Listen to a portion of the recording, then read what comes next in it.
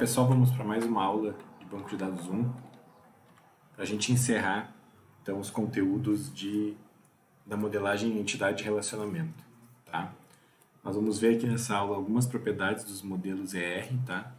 O que se pode fazer enquanto verificação desse modelo e uma outra notação muito utilizada para fazer os diagramas ER, tá? Especialmente nas cardinalidades. Então, as propriedades dos modelos ERs que a gente produz. Tá? É importante que a gente considere que o modelo ER é um modelo formal, ou seja, ele segue uma forma específica. Tá? Por quê? Porque aí diferentes pessoas que vão ler esse meu DER, elas vão entender exatamente o mesmo, elas vão ter a mesma interpretação do cenário, tá? Que está representado naquela modelagem. Então, daí vem a importância de todo mundo que está envolvido, que vão manipular e ajudar a construir esse modelo ER, tem o conhecimento e o treinamento, né, de como realizar essa modelagem. Não é um diagrama que eu faço, né, um desenho à mão livre, que eu faço as formas e as ligações, os relacionamentos e as linhas ali conforme eu bem entender. Eu tenho que seguir as regras formais para a construção, tá? E aí é importante fazer muito cuidado ao validar o meu diagrama entidade e relacionamento com alguns usuários que podem eventualmente não ter esse treinamento, tá?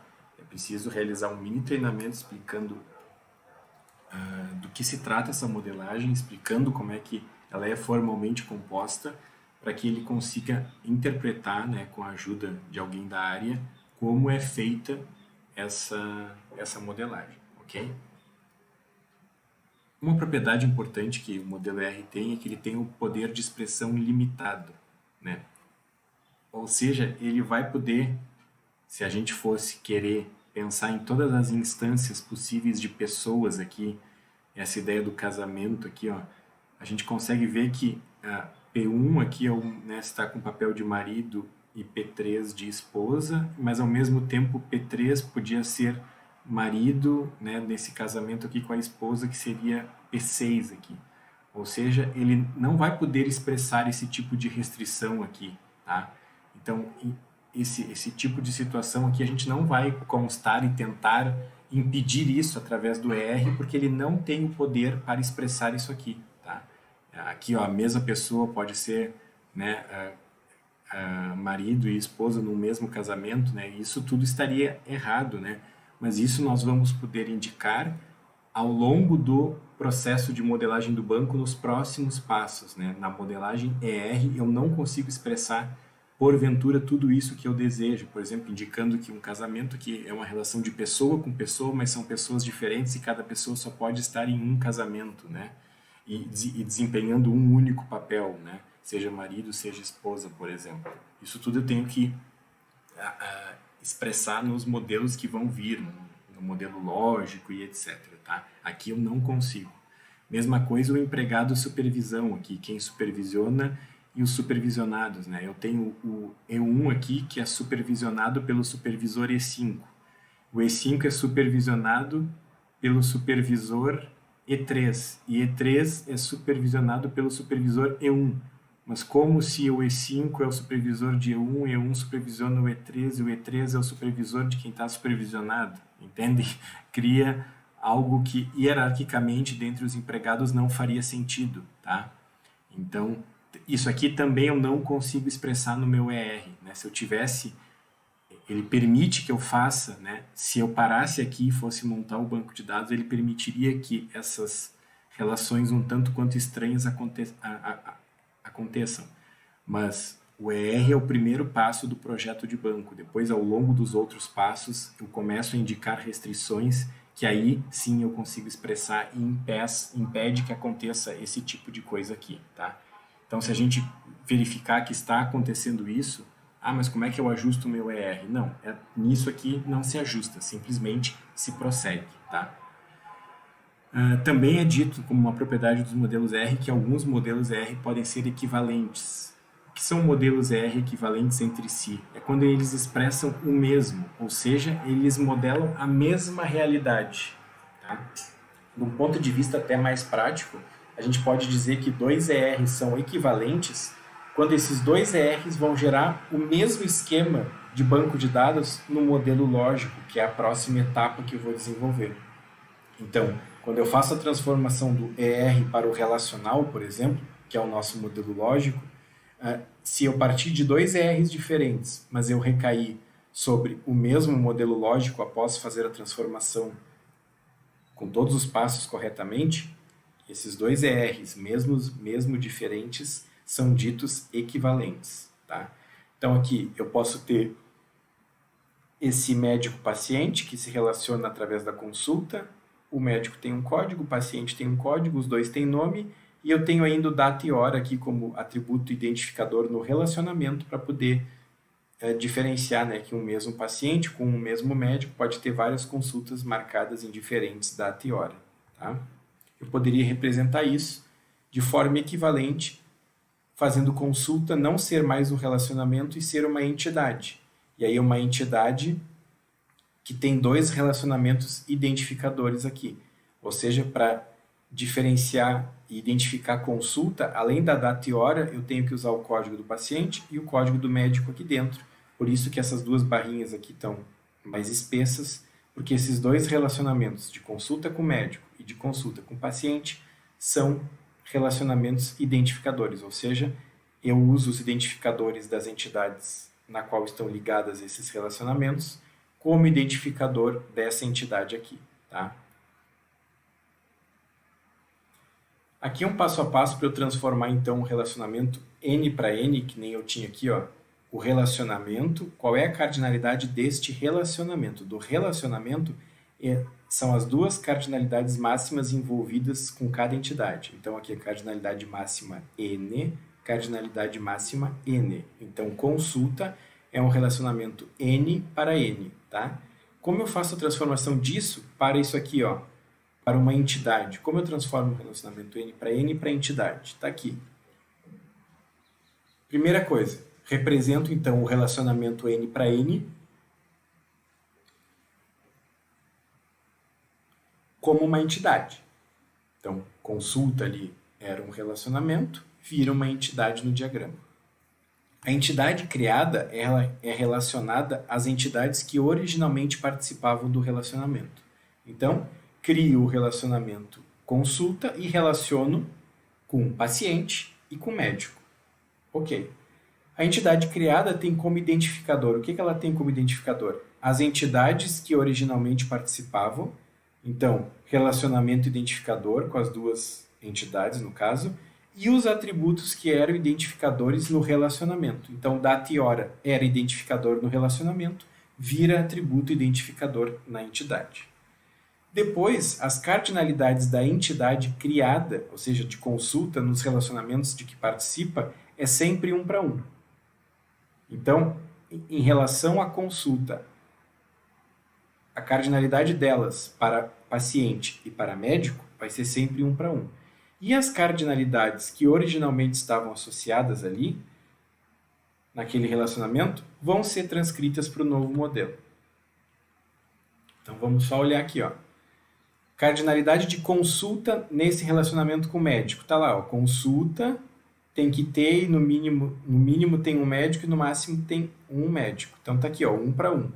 A cardinalidade de consulta em relação a paciente, né? Pulo o relacionamento, a cardinalidade de consulta está lá do outro lado, 1 para 1. Então, eu só coloco esse 1 para 1 e 1 para 1. Aqui, ó, vamos ver, cardinalidade de médico. Médico, né?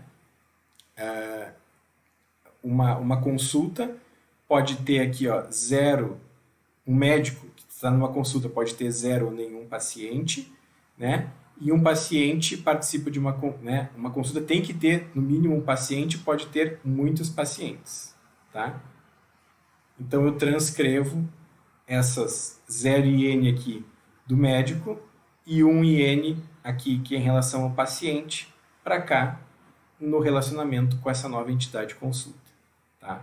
Então, esse é o passo a passo. Cardinalidades padrão aqui em relação à entidade que eu criei, e as cardinalidades que existiam, eu trago aqui, sempre cuidando o relacionamento ali, o 0 para N de quem era e o 0 para N e 1 para N de quem era, né? Basicamente eu inverto aqui, porque eles estavam, né, ficam sempre do outro lado, mas é isso que acontece, tá? verificação do modelo ER. O que eu posso fazer?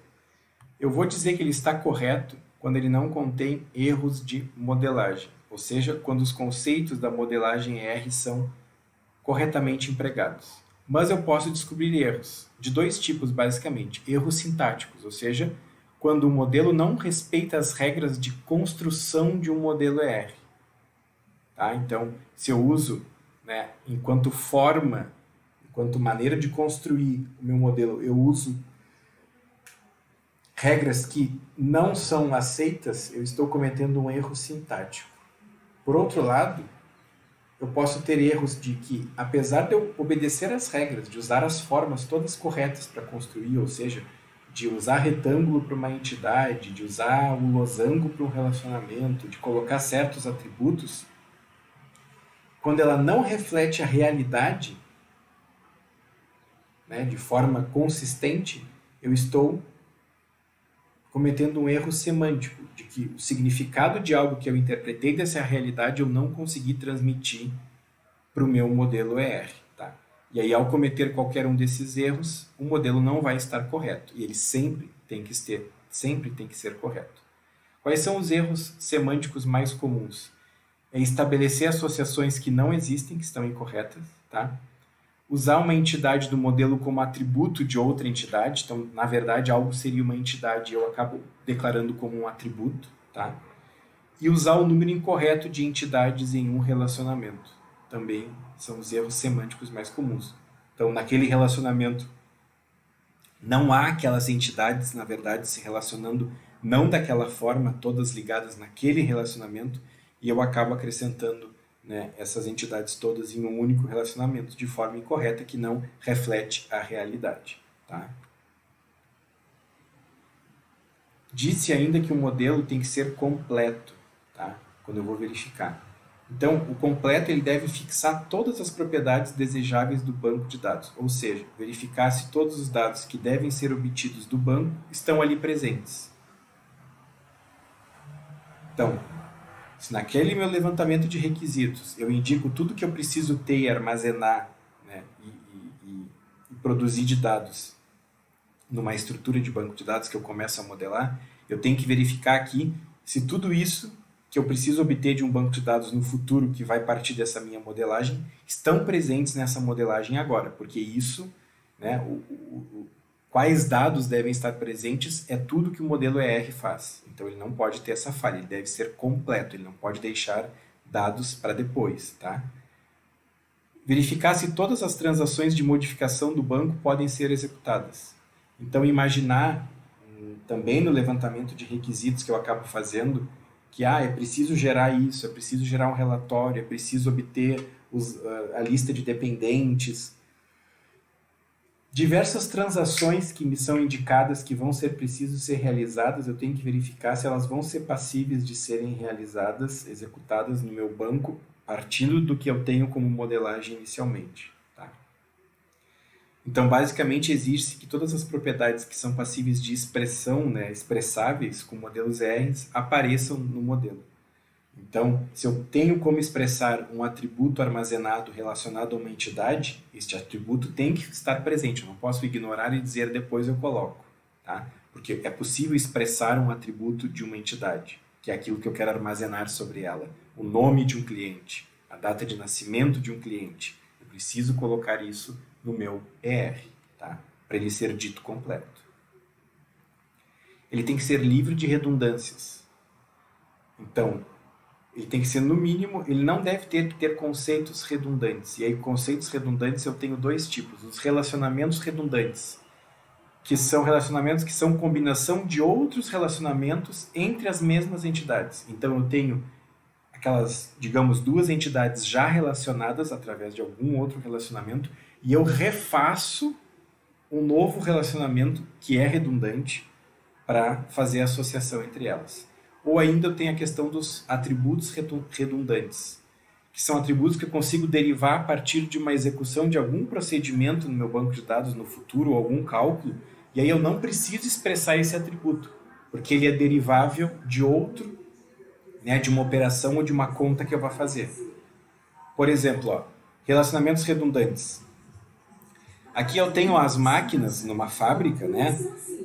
E aí eu tenho a localização do departamento, para saber qual máquina está em qual departamento. E o departamento está relacionado a alguma fábrica. E aí eu faço o relacionamento localização fábrica direto entre fábrica e máquina. Mas eu não preciso desse relacionamento. Por quê? Porque máquina eu já consigo saber em que fábrica a máquina está, passando pelo departamento e vendo que esse departamento é de tal fábrica. Então, este relacionamento que está mais escuro aqui, localização fábrica para máquina, ele é redundante. Eu já tenho essa informação através deste caminho aqui. A mesma coisa do sindicato que atua em qual fábrica. O sindicato está associado ao empregado, o empregado atua em departamento de tal fábrica. Então, através do empregado que atua num departamento de tal fábrica, eu já sei que aquele sindicato que tal empregado está associado atua naquela fábrica através dele. Então, eu não preciso ter esta atuação aqui de sindicato com fábrica, porque vai ser redundante. Na questão dos atributos redundantes, o que eu tenho aqui? Por exemplo, lotação de empregados em departamentos. Aí eu tenho um código do departamento e eu coloco o código do departamento também no empregado, para saber onde ele está. Não é assim que funciona. O relacionamento, como o empregado só participa e tem que estar lotado em um departamento, vejam aqui 1,1, então sempre que existir um empregado, ele vai estar lotado no mínimo um e no máximo em um departamento, eu vou ver essa relação e vou saber qual é o código do departamento que ele está lotado. Então eu não preciso botar código de departamento no empregado, eu vou fazer uma busca vendo onde ele está lotado, só vai sempre ter um departamento e eu pego o código e sei o código do departamento que cada empregado está lotado. A mesma coisa, o número de empregados de cada departamento. Se eu mantiver esse atributo aqui, cada vez que eu faço uma lotação de alguém ou tiro alguém de um departamento, eu tenho que ficar atualizando esse número de empregados. Só que vejam, ele é um valor que vai atualizando todo o tempo. Então, isso aqui é possível de eu executar um comando no banco de dados e obter, a cada instante que eu desejar, o número de empregados lotados naquele departamento. Então, é redundante que eu coloque o atributo número de empregados. Eu faço isso através de uma operação do banco de dados, que ele faz um cálculo e conta quantos empregados tem, sempre que eu precisar, sem isso precisar ser um atributo armazenado no banco. Tá? Outra coisa bem importante é que o modelo ER ele tem que refletir o aspecto temporal do banco de dados. Ou seja, tá? Quando eu colocar informações do banco, pode ser que eu precise, né, eliminar essas informações do banco. Porque um banco ele não vai poder crescer indefinidamente. Então, informações ultrapassadas ou eventualmente desnecessárias podem ser eliminadas. Tá? Porém, eventualmente, tem informações que eu vou precisar saber ao longo do tempo. Por exemplo, empregado.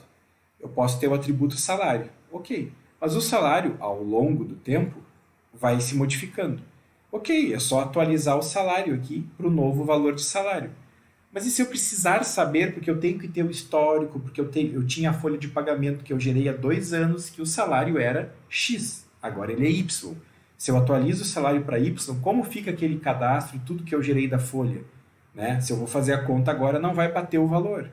Então, é interessante que salário seja uma entidade que se relaciona. E um empregado pode ter muitos salários, mas somente um atual. Aí eu indico a data aqui, para saber que o mais recente é sempre o salário atual dele com aquele respectivo valor. E eu vou ter datas anteriores com valores anteriores de salários vinculados. Então, um empregado que está há alguns anos na empresa pode ser que tenha 3 salários, mas só um deles, o com a data mais recente, é o atual. Os 2 anteriores são os salários que ele já teve em alguma época, né, em algum momento do tempo, aquele salário foi o vigente, mas eu preciso organizar e manter aquele registro e aquele valor com a data referência, ok? Outra coisa, então, dicas de como como refletir esse aspecto temporal quando a gente está fazendo a modelagem. Então, quando eu tenho um relacionamento 1 para 1, então o empregado está alocado em uma mesa tem no máximo um empregado. se eu preciso fazer isso refletir ao longo do tempo. Então, o empregado foi mudando de mesa e eu preciso ir modificando isso sem perder que ele passou em outra mesa. E não posso perder também todos os empregados que passaram em determinada mesa, para eu ter o histórico de que em 2019 o fulano de tal que ocupava aquela mesa.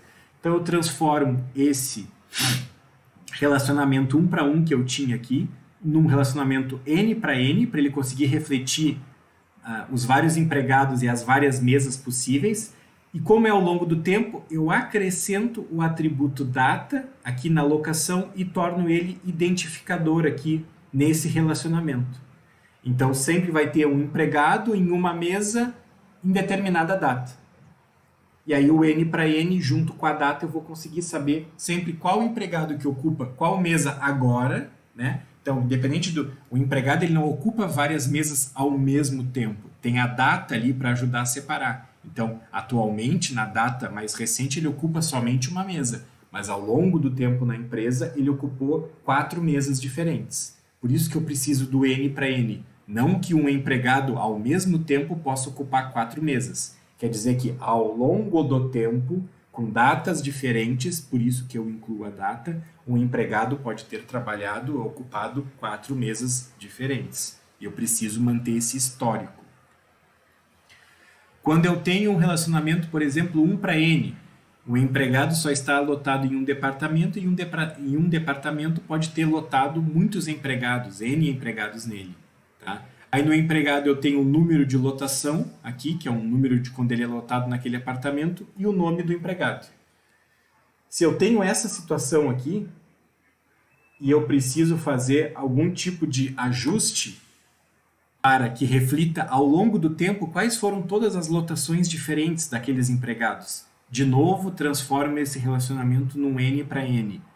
Incluo a data como identificador aqui na lotação, porque o empregado vai ter muitos departamentos, sim, mas ao longo do tempo. Agora, na data mais recente, ele só está lotado em um departamento. E aí eu puxo ali um número de documento de lotação, que é como se fosse o registro dele de lotação naquele departamento, para o relacionamento. Não pode mais ficar na ficha dele, porque ele vai ter ao longo do tempo diversas lotações diferentes, né? Pode ter diversas lotações diferentes em vários departamentos. Então, preciso, né, fazer essa mudança, né? Aqui são formas de eu transformar isso aqui que originalmente eu teria, mas se eu preciso manter histórico, tenho que fazer essa adaptação aqui, tá? Por fim, se eu tenho então direto o relacionamento N para N de participante e curso, então um curso tem muito, né, um participante pode estar inscrito em muitos cursos e um curso pode ter inscrito muitos participantes nele, eu já tenho uma data aqui. Mas para manter isso ao longo do tempo e não perder o critério, a data tem que ser identificador. Eu tenho que sempre ajudar a identificar o relacionamento curso-participante, né, através da inscrição, junto com a data em que ele realizou essa inscrição. Através disso, usando data como identificador, junto com os outros identificadores aqui, de curso e de participante que porventura existem, só estão omitidos aqui para ficar mais simples, eu vou conseguir identificar, então, uma determinada inscrição de fulano de tal naquele determinado curso, independentemente que ele tenha 34 cursos como matrícula realizada, ok? Posso ter ainda o papel da entidade isolada, que é aquela entidade que não representa nenhum relacionamento mesmo com outras entidades, tá? Isso não está incorreto, mas eu sempre tenho que dar uma olhada nessa situação se é isso mesmo, né? Então, quando eu identificar e ver que eu tenho uma entidade isolada, ou seja, da qual dela não parte nenhum relacionamento com ninguém, é bom que eu verifique se é isso mesmo, tá? Então, geralmente, uma entidade isolada eu vou modelar alguma organização representada pelo BD. Então, assim, eu tenho o cadastro da empresa, onde vou botar nome, endereço, CNPJ. Então, eu posso ter a entidade empresa. Ela fica isolada, porque ela só vai representar o próprio cadastro da empresa. Ou logins de usuário, cadastro de usuários que não vão ter relacionamento com nada, só para acessar um sistema, pode ser que eventualmente eu tenha essa entidade isolada, tá? Entidade sem atributos.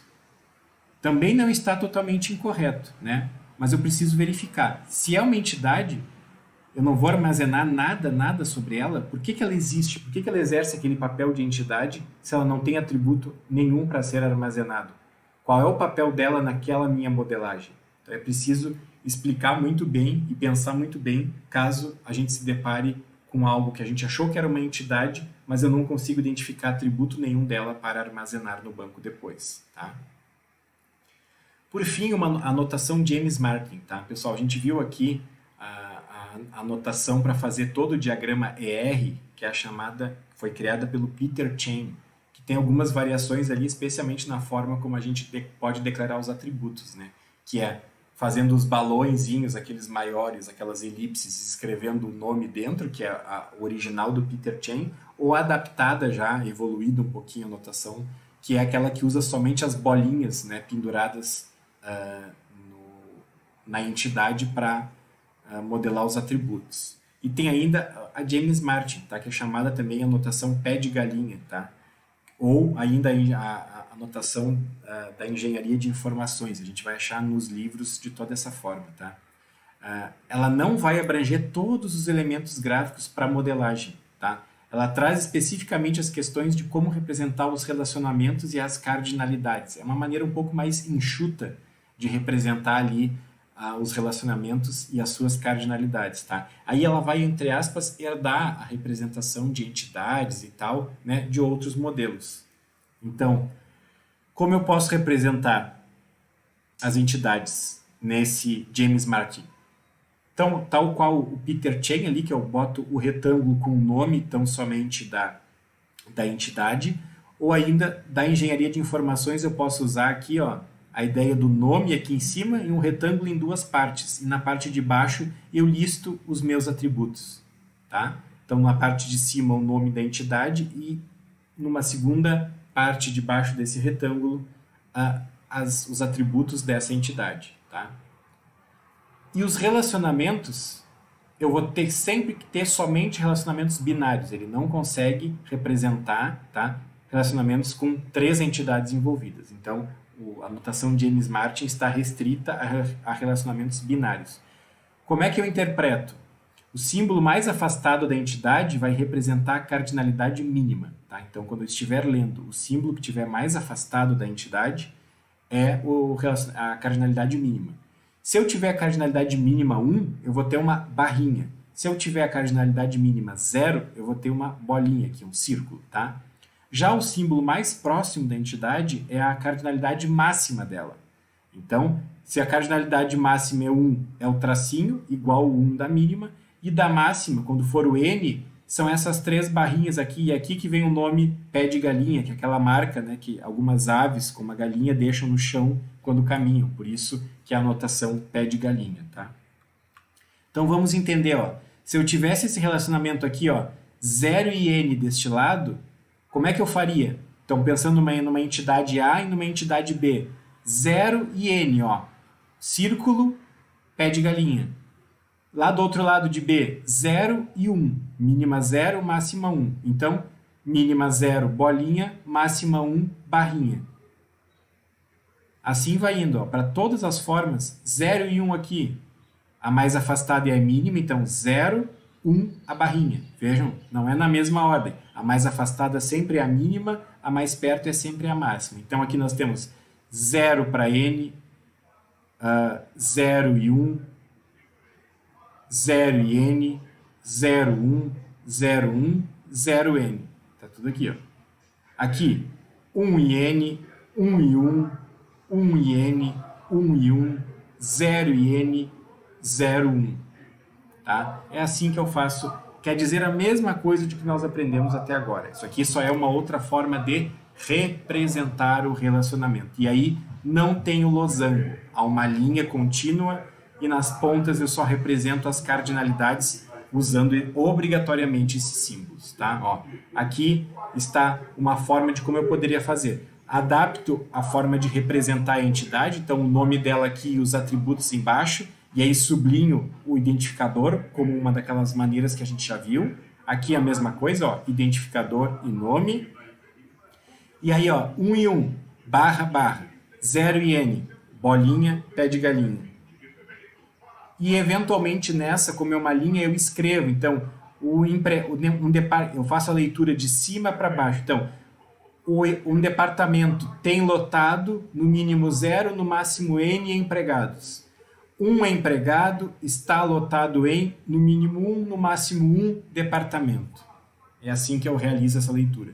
Eventualmente as pessoas têm mais facilidade, inclusive, de fazer a leitura usando o James Martin do que a outro tipo de notação, tá? Então é uma possibilidade. Aqui referências, como sempre, tá? Utilize ali o livro do Reuser, nesse outro do Alves tem bem essa questão da anotação de James Martin, tá? Realizem as tarefas, esclareçam as suas dúvidas, caso tiverem alguma, tá? E sigo à disposição de vocês. Um abraço.